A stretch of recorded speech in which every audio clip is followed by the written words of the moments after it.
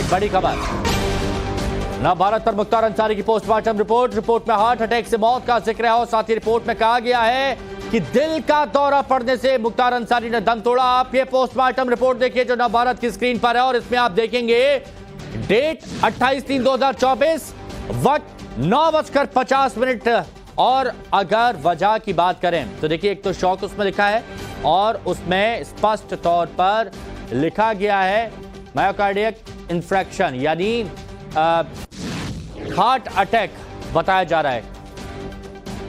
और इस तस्वीर को और बेहतर तरीके से हम आपको यहां पर समझाते हैं कि पोस्टमार्टम रिपोर्ट में क्या है, ये आपको यहां पर समझना होगा।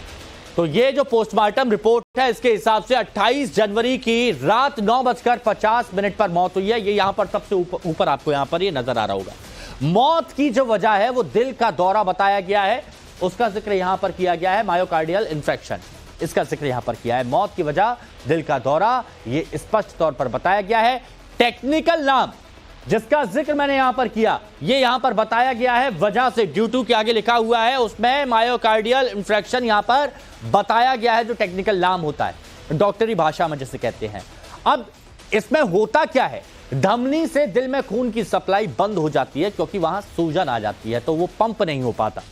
खून बंद होने से दिल की जो कोशिकाएं हैं वो वहां से रक्त का कोई संचार नहीं हो पाता और मौत के पीछे किसी तरह की चोट नहीं है। इस पोस्टमार्टम रिपोर्ट में इस बात का क्लियर जिक्र किया गया है, पूरी तरह से स्पष्ट तौर पर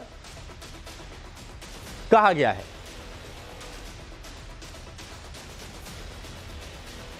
तो ये देखिए, ये हम आपको पोस्टमार्टम रिपोर्ट तो हमने आपको बताई।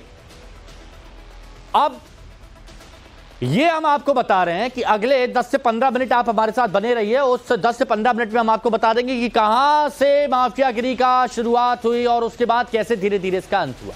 मुख्तार का तो अंत हो गया, लेकिन सवाल यह है कि आगे क्या होगा, कौन उसके काले साम्राज्य को आगे बढ़ाएगा। कई सवाल उठ रहे हैं। तो सबसे पहले आप देखिए, एक सवाल यह उठ रहा है कि 26 साल पुराना IS 191 गैंग कौन संभालेगा माफिया मुख्तार के अंत के बाद। अब आगे क्या होगा, यह गैंग IS 191 कौन संभालेगा। दूसरा सवाल उठ रहा है कि मुख्तार का काला साम्राज्य क्या पूरी तरह से ढह जाएगा। हालांकि सबसे ज्यादा यही लग रहा है कि पूरी तरह से अब ढह जाएगा। तीसरा सवाल, 15,000 करोड़ से ज्यादा की बेनामी जो संपत्ति है, जो कैसे अर्जित की गई, ये सभी लोग जानते हैं, उसका अब क्या होगा। एक और सवाल, पत्नी, बेटा या कोई और, कौन मुख्तार की जगह लेगा। यह भी बहुत से लोगों के मन में सवाल उठ रहा है। हालांकि किसी को जगह लेने दी जाएगी सरकार की तरफ से, प्रशासन की तरफ से, पुलिस की तरफ से, इसके चांस बेहद कम। पांचवा सवाल, अंसारी परिवार में संपत्ति, राजनीतिक विरासत की जंग होने वाली है क्या।